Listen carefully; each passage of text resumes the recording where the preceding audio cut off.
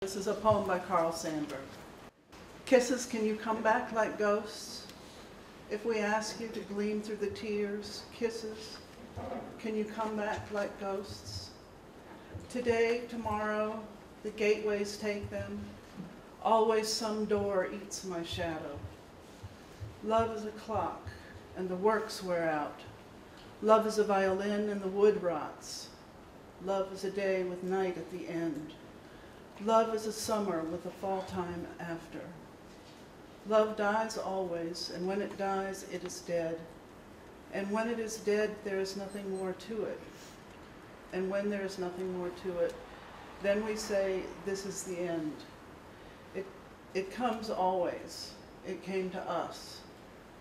And now we bury it and put it away beautifully and decently, like a clock or a violin, like a summer day near fall time, like any lovely thing brought to the expected end. Yes, let it go at that. The clock rang and we answered. The moon swept an old valley and we counted all of its rings. The waterbirds flipped in the river and flicked their wing points in the sunset gold. To the moon and the river waterbirds, to these we answered as the high calls rang. And now we take the clock and put it away. Now we count again the rings of the valley moon and put them away as keepsakes. Now we count the river birds once more and let them slip loose and slip up the valley curve. To this end, there's always an end. Kisses, can you come back like ghosts?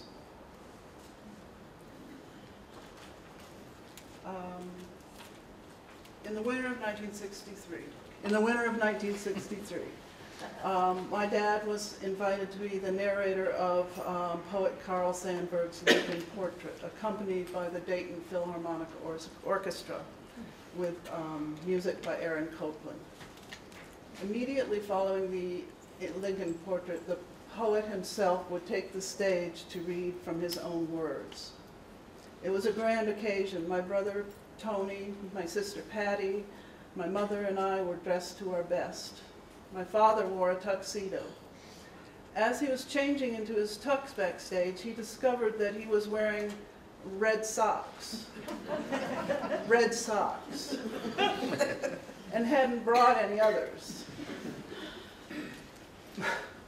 My mom, always prepared for any event,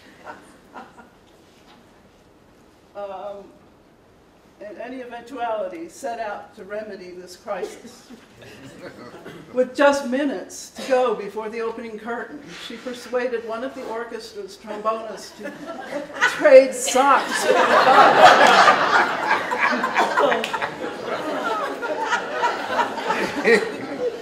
the Disaster averted, the show did go on, and the trombonist remains an anonymous hero. This book of poems of honey and salt was given to me by my father and pasted inside the cover of the program is the Dayton Philharmonic program, and it's autographed by Carl Sandberg, who wrote in letters about this talk.